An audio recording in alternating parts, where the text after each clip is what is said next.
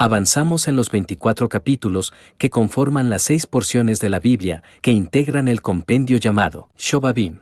Y hoy llegamos a la parashá denominada Vaerá, que comprende del capítulo 6, versículo 2, al capítulo 9, verso 35 del libro de Éxodo. Esta porción destaca, no solo en la historia bíblica, sino en la cultura universal, por tratarse de la narrativa de las plagas que Dios envía a Egipto, para liberar a su pueblo de la esclavitud. De esta porción aprendemos que los juicios más violentos que vienen a la humanidad son por causa de la idolatría. Desde las épocas más antiguas, y hasta nuestros días, la adoración al palo y a la piedra han sido la causa de las desgracias para todas las civilizaciones que han existido en este mundo. Pero, en este mundo globalizado y totalmente consumista, la idolatría ha evolucionado, pues ahora la idolatría se ha convertido en la adoración del hombre, por el hombre mismo. Los ídolos tradicionales, como el tótem, o las figuras de adoración y culto de las distintas religiones, ahora suman a los artistas, especialmente cantantes y a los deportistas, a quienes también de manera cínica se les llaman ídolos. Y así de los ídolos religiosos de palo y de piedra, pasamos a los ídolos sociales, y por si fuera poco, con la proliferación de las redes sociales, surge y se desarrolla la idolatría a uno mismo, con gente que considera fundamental mostrarles a sus seguidores sus emociones, el lugar a donde está, y hasta lo que come, como si fuera causa vital, que la gente se entere de esto. Los ídolos religiosos, aunque de palo y de piedra, por lo menos, despertaban la creencia en un poder divino, en algo celestial. Los artistas y los deportistas, al menos mostraban algún talento, digno de admiración. Pero los que buscan la adoración a sí mismos, a través del ego y la vanidad, están llevando a la sociedad al máximo nivel de pecado y atraen el juicio de Dios. En Egipto, Dios mandó las plagas. La Biblia las llama señales, maravillas y prodigios. En hebreo, la palabra para plaga es el término makot, que significa golpes, lo cual nos muestra que las plagas son golpes de Dios. Y el primer golpe que Dios da, se los da al palo y a la piedra. Éxodo 7:19. Y Dios dijo a Moisés, di a Aarón, toma tu vara, y extiende tu mano sobre las aguas de Egipto, sobre sus ríos, sobre sus arroyos y sobre sus estanques, y sobre todos sus depósitos de aguas, para que se conviertan en sangre. Y haya sangre por toda la región de Egipto, así en los vasos de madera como en los de piedra. En los siguientes 8 golpes, Dios golpeó a cada una de las deidades egipcias que representaban a un ser, que tenía las características o virtudes que un humano no tiene, y por eso los veneraban. Dios atacó la geografía de Egipto, utilizando los elementos de la naturaleza, para demostrar que Dios tiene dominio sobre todo. Y aunque la Biblia nunca dice que fueron 10 plagas, sabemos que son 10, porque las contamos. Las primeras 9 plagas se dividen en 3 grupos de 3. Cada grupo tiene un denominador común, la advertencia, para que sepan que el Dios de Israel es el único Dios, santo y verdadero, para que sepan que Dios es Dios en toda la tierra, para que sepan que no hay otro Dios, como el Dios de Israel. Cada grupo empieza con una plaga de lejos, luego una plaga de cerca, y luego una plaga en el cuerpo de la gente, por eso las vemos en este orden. Primer grupo, sangre, ranas, piojos. Segundo grupo, moscas, mortandad al ganado, sarna. Tercer grupo, el granizo, la langosta, la oscuridad. Por su parte, la muerte de los primogénitos fue el milagro más meticuloso de la historia, pues distinguió a los primogénitos, y de entre los primogénitos distinguió entre los egipcios y los hebreos. En el Salmo 78, habla de las plagas, pero no cita las terceras de cada grupo. En Apocalipsis 15 y 16 están registradas cuáles son las plagas para los últimos tiempos, lo que significa que Dios va a golpear a la humanidad, en aquello a lo que adoran, o sea, a sí mismos. Por eso, entendemos por qué las plagas apocalípticas son la úlcera maligna, la pestilencia, el ardor y los dolores insoportables, todo por la adoración al hombre, por el hombre mismo, por encima de la adoración a Dios. Cabe destacar algo muy importante en la historia del Éxodo. Dios no va contra Egipto por ser idólatra, Dios va contra Egipto por pretender retener y someter a su pueblo en un mundo de idolatría. Asimismo, en estos días finales, Dios no va a destruir al mundo, como tampoco destruyó a Egipto. Pero Dios va a golpear a la humanidad por enseñar la idolatría y sobre todo, a la idolatría a sí mismos, por encima de la adoración a Dios. Entonces, la gran lección del Éxodo es que cada día y a cada momento aprendamos a salir de Egipto, pues, como ya lo hemos mencionado en otras ocasiones, Egipto, que en original es Mitzrayim y significa estrechez, limitaciones, por eso, en cada situación de la vida, debemos aprender a salir de Egipto, salir de nuestras limitaciones.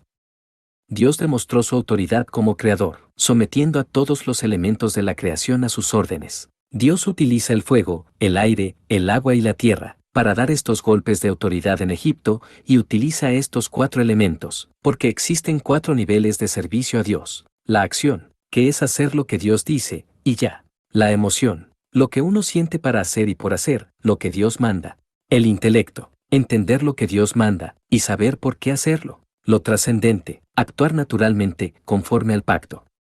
Cuando los hebreos clamaron a Dios, pidiendo que los liberara de la esclavitud, citaron el pacto, y dice la Biblia, que Dios los escucha, y que los reconoció. Éxodo 2, 23-25, aconteció que después de muchos días murió el rey de Egipto, y los hijos de Israel gemían a causa de la servidumbre, y clamaron, y subió a Dios el clamor de ellos con motivo de su servidumbre, y oyó Dios el gemido de ellos, y se acordó de su pacto con Abraham, Isaac y Jacob. Y miró Dios a los hijos de Israel, y los reconoció Dios. Entonces, el centro de nuestra libertad está en el pacto con Dios. Paraschá Baerá es una porción determinante en nuestro camino de fe, porque en esta definimos si realmente somos pueblo de Dios, o si solo somos simples religiosos que pensamos que con ir a la iglesia cada semana, ya con eso nos ganamos el cielo. Éxodo 6:2-3, habló todavía Dios a Moisés, y le dijo, yo soy Yud, Hei, Bab, Hei, y aparecía a Abraham, a Isaac y a Jacob como Dios omnipotente, Shaddai, mas en mi nombre, Yud, Hei, Bab, Hei, no me di a conocer a ellos. Este dato es muy importante, y por demás interesante, Dios se le revela a Moisés con su nombre divino. El nombre impronunciable de Dios, el cual conocemos por el tetragramatón de 4 letras, que, en hebreo, se pronuncia por el nombre de cada una de las letras, Yud, Hei, Bab, Hei, y que, en nuestro idioma, lo identificamos con las siglas Y, H, V, H. Pero, además, el pasaje nos muestra que es Dios mismo quien aclara que a Moisés se le revela con el nombre divino, mientras que, con ese nombre, no se le mostró, ni a los patriarcas siquiera, pues a ellos se les mostró como el Shaddai, el protector.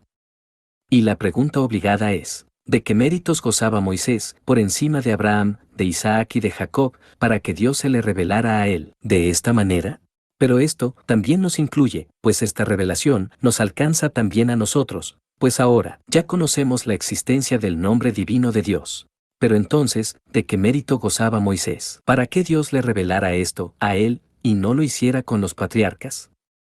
Éxodo 4:10. Entonces dijo Moisés a Dios, ay, Señor, nunca he sido hombre de fácil palabra, ni antes, ni desde que tú hablas a tu siervo, porque soy tardo en el habla y torpe de lengua. Los términos, tardo y torpe, se traducen del término original, kabed, es la palabra H3515 del diccionario Strong, y literalmente significa, severo, difícil, necio.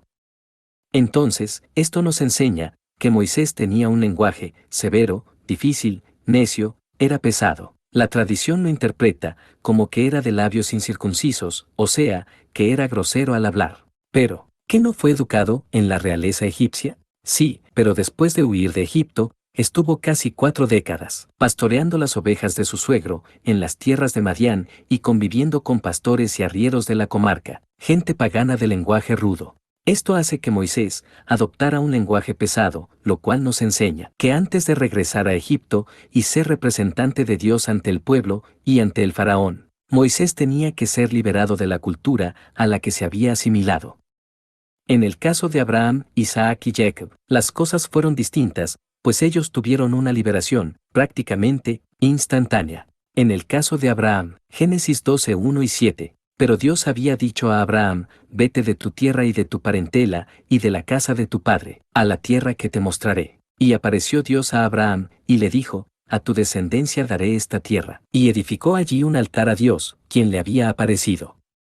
En el caso de Isaac, Génesis 22:12, y dijo, no extiendas tu mano sobre el muchacho, ni le hagas nada, porque ya conozco que temes a Dios, por cuanto no me rehusaste tu hijo, tu único. Génesis 26, 2, 3, y se le apareció Dios, y le dijo, no desciendas a Egipto, habita en la tierra que yo te diré, habita como forastero en esta tierra, y estaré contigo, y te bendeciré, porque a ti y a tu descendencia daré todas estas tierras, y confirmaré el juramento que hice a Abraham tu padre. En el caso de Jacob, Génesis 28, 15, he aquí, yo estoy contigo, y te guardaré por donde quiera que fueres, y volveré a traerte a esta tierra, porque no te dejaré hasta que haya hecho lo que te he dicho. Génesis 32, 30, y llamó Jacob el nombre de aquel lugar, Peniel, porque dijo, vi a Dios cara a cara, y fue librada mi alma. Entonces, en el caso de los patriarcas, la liberación de su alma se da en dos pasos. 1. Dios les habla, los llama, y ellos creen. 2. Dios se les aparece en la dificultad, y ellos confían. En el caso de Moisés, y con nosotros mismos, también las cosas son distintas, se trata de un proceso de redención. Redimir significa comprar de nuevo, recomprar algo que había sido propio, así como pagar por la liberación de un esclavo, o la libertad de un cautivo. En el caso de los patriarcas, no hubo necesidad de redimir, no hubo que reclamar nada, no hubo que pagar nada, solo proteger y cuidar. Por eso, Dios les aparece como el Shaddai, un término hebreo, que es la palabra H7706 del diccionario Strong, y que significa, el que es autosuficiente, el Dios que cuida y que protege. Pero en cambio, Moisés va a liderar un proceso de redención, y ahí las cosas cambian, ya no es solo cuidar y proteger. Aquí ya se trata de ir a reclamar una pertenencia, por eso es que la orden de Dios a Faraón es, deja ir a mi pueblo. Pero aún, y cuando Dios ya tiene todo dispuesto, surge un problema.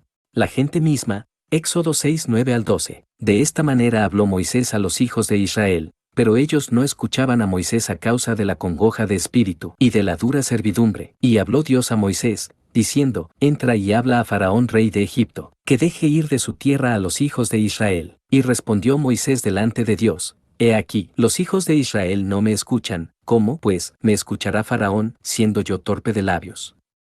Apenas va comenzando todo, y Moisés ya está tocando fondo como líder. Faraón se burló de él, y aumentó la carga de trabajo a los hebreos. Los israelitas no le hacen caso, y empeoran sus condiciones, y para colmo, a Moisés se le traba la lengua, en fin, todo le sale mal, y por si no fuera poco, Dios se enoja, y le ordena hacer lo que le manda. Éxodo 6:13, entonces Dios habló a Moisés y a Aarón, y les dio mandamiento para los hijos de Israel, y para Faraón rey de Egipto, para que sacasen a los hijos de Israel de la tierra de Egipto. Lo que sucede es que estamos acostumbrados a pensar de acuerdo a la situación que estamos viviendo. Proverbios 24:16. Porque 7 veces cae el justo, y vuelve a levantarse, mas los impíos caerán en el mal. Esto significa que, en la oscuridad, está la luz, es decir, de las cosas que salen mal, aprendemos cómo hacer para que, en adelante, salgan bien.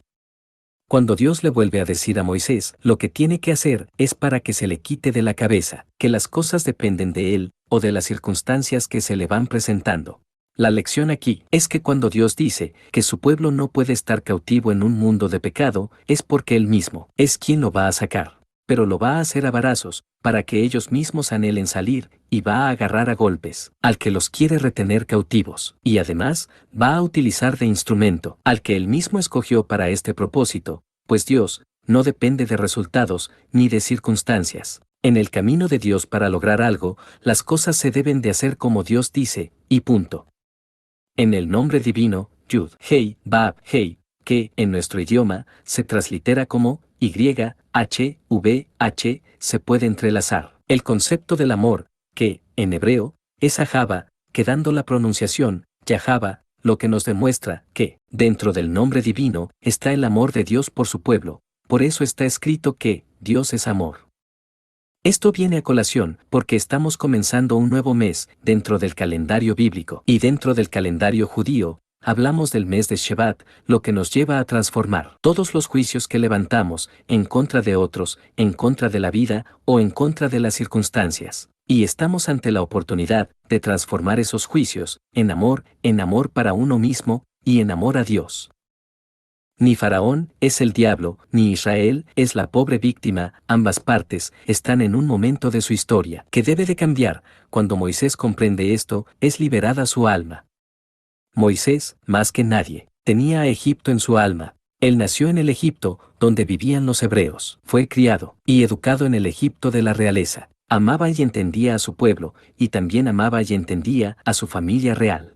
Entonces, ¿qué tenía que hacer? Dejar de dividir su mente y su corazón, juzgando a unos y a otros. Cada uno son como son, y lo que él viene a hacer es la voluntad de Dios. Moisés viene a ser el representante de Dios, para llevar a cabo un propósito divino, el cumplimiento del pacto que Dios hiciera con Abraham, Isaac y Jacob. Cuando Moisés logra entender esto, su alma es liberada y surge el hombre a través del cual Dios hace los grandes prodigios, señales y maravillas, porque Moisés dejó de actuar a favor de Israel y en contra de Faraón y se dedicó a hacer la voluntad de Dios. Si tú aplicas esto a tu vida, no solo tendrás la revelación del nombre divino, sino que podrás ver el amor de Dios por ti dentro de ese nombre impronunciable, y entonces vendrá tu redención y serás instrumento para redimir a tu familia, y serás instrumento para que Dios haga prodigios, señales y maravillas en tu vida y por tu familia. Porque así lo demuestra la palabra de Dios. Y en su palabra está su presencia.